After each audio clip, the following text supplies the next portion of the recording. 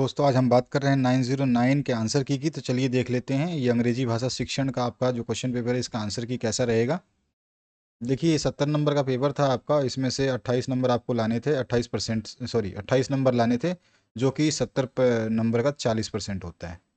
ठीक है, तो 28 नंबर जो है आप लाते हैं तो आप पास हो जाते हैं इस क्वेश्चन पेपर में। ठीक है, इसका 40% जो है आपका कितना होता है, वो 28 नंबर होता है। तो चलिए स्टार्ट करते हैं अपने क्वेश्चन के सीरीज़ को, देखते हैं कि किस तरह के क्वेश्चंस पूछे गए हैं और क्या आंसर रहेंगे। यहाँ पर जो क्वेश्चन पेपर भेजा गया है ये ब्लर था, तो जो भी है अब आपके सामने है। मैंने कई बार बोला है कि क्वेश्चन पेपर आप सही तरीके से भेजना, लेकिन नहीं भेजा। जैसा भी है आपके सामने आंसर बता रहा हूँ। Advantage of multi grade classroom is, तो एडवांटेज क्या होता है मल्टी ग्रेड क्लासरूम का, तो ये क्या करता है, इम्प्रूव स्टूडेंट्स परफॉर्मेंस, यानी बी ऑप्शन जो है करेक्ट हो जाता है। ठीक है, स्टूडेंट का परफॉर्मेंस जो है इंप्रूव करता है, बी ऑप्शन जो है करेक्ट हो जाता है। इसके बाद जो नेक्स्ट क्वेश्चन है उसकी बात करते हैं। यहाँ पूछा गया आपसे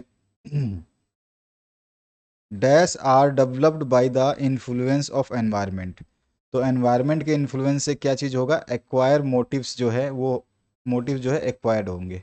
यहाँ पे सी ऑप्शन जो है करेक्ट हो जाता है। इसके बाद जो नेक्स्ट क्वेश्चन है इसमें क्या पूछा गया है, फुल फॉर्म ऑफ एनसीएपीस, तो आप सभी को पता है नेशनल करिकुलम फ्रेमवर्क, यहाँ पे बी ऑप्शन जो है करेक्ट हो जाएगा। इसके बाद जो नेक्स्ट क्वेश्चन है इसमें क्या पूछा गया है, इसमें पूछा गया cause of retardation in English are, तो कॉज क्या होगा कि आप जो है पढ़ने में आपकी मंदता होती है। इसमें हमारा क्या हो जाएगा, डिस्कोर्स और टीचिंग सिस्टम जो है वो किस तरह से पढ़ाया जा रहा है और किस तरह का वाचन दिया जा रहा है, डिस्कोर्स और टीचिंग सिस्टम इसका सही है कि text books design and pattern, text books का डिज़ाइन और पैटर्न से तो कोई मतलब मीनिंग नहीं है, ये भी आता, लेकिन जहाँ पर ये इसका मैक्सिमम आंसर है डिस्कोर्स और टीचिंग सिस्टम आए। नेक्स्ट जो क्वेश्चन है इसमें पूछा गया फुल फॉर्म ऑफ SLA, यहाँ पर आपको दो ऑप्शंस दिए गए हैं, आंसर हो जाएगा सेकंड लैंग्वेज एक्विजिशन, यहाँ पे बी ऑप्शन जो है करेक्ट हो जाता है। इसके बाद जो नेक्स्ट क्वेश्चन है फुल फॉर्म ऑफ TLM, तो आप सभी को पता है टीचिंग लर्निंग मटेरियल। ठीक है, तो आपका बी ऑप्शन फिर से करेक्ट हो जाता है। अगला जो क्वेश्चन है chapter 3.3.1 of national curriculum framework 2005 is related with, तो मैंने बताया था ये रिलेटेड करता है, इसका आपको मैं MCQ करवा चुका हूँ उसमें लैंग्वेज एजुकेशन पे, तो बी ऑप्शन जो है इसके फिर से करेक्ट हो जाता है।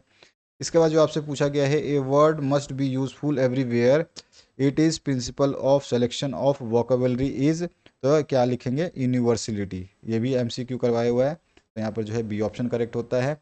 यहाँ पे पूछा गया है vocabulary is of two kinds dash, तो एक्टिव और पैसिव वोकेबलरी, तो यहाँ पे ए ऑप्शन करेक्ट हो जाता है। इसके बाद जो नेक्स्ट क्वेश्चन है उसकी बात कर लेते हैं, जो आपके वन वर्ड वाले हैं। तो यहाँ पर आपको देखो ये छोटे क्वेश्चन, ये वाले जो क्वेश्चन हैं सारे करवाए ना, डिस्कोर्स ओरिएंटेड पेडागोजी क्या होता है, सेंटेंस मेथड क्या होता है, explain role of teacher talking, role of teacher talk in foreign language interaction, इस तरह के क्वेश्चन हैं आपके। What are the principle of selection of vocabulary, what are the characteristics of good assessment. इसके बाद जो है पहला question, write two merits of active learning method, तो टू मेरिट्स क्या हो सकते हैं, एक तो है इसमें improves student engagement and enhance critical thinking skill, ठीक है, ये आप लिख सकते थे। दूसरा, what do you mean by motives, तो मोटिव्स क्या होते हैं, तो मोटिव्स आर इंटरनल ड्राइव्स और reasons that influence a person's behaviour और actions. What is meaning of unit plan, तो unit plan is a detail outline of instructional activities and goals of specific topic over a period of time. इसके बाद what are advantage of language games, यानी one आपको बताना था, तो हम बोल सकते थे language games make learning enjoyable and promote better language retention. इसके अलावा है name any two types of feedback, तो आप बता सकते हो ओरल फीडबैक है, रिटर्न फीडबैक है, ये सारे के सारे। इस तरह से आपका जो है वेरियस टेक्निक्स ऑफ एवोल्यूशन बता सकते थे, write advantage of aptitude test, what are the arrangements of teaching large size classes, यहाँ पर जो है write difference between a teaching prose and poetry, what are the aims of teaching poetry, write the importance of NCF, write the aim of NCF।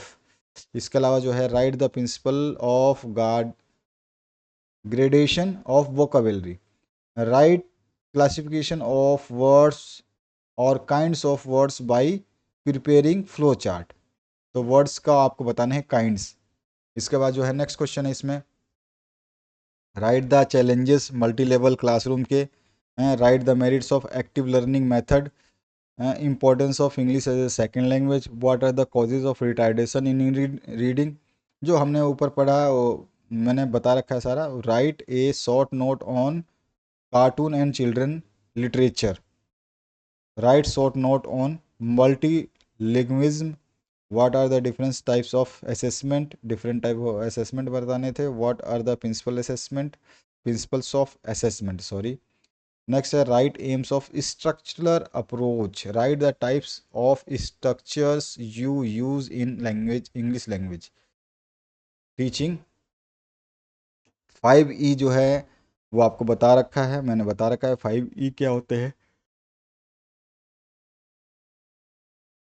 Right benefit of SQ4R, तो इसका भी full form बता रखा है। इसका जो है आप बता सकते थे अपने हिसाब से, फुल फॉर्म लिखते उसके बाद में बता देते आराम से बोल देता। Write problems of DLED students when they study English as a second language.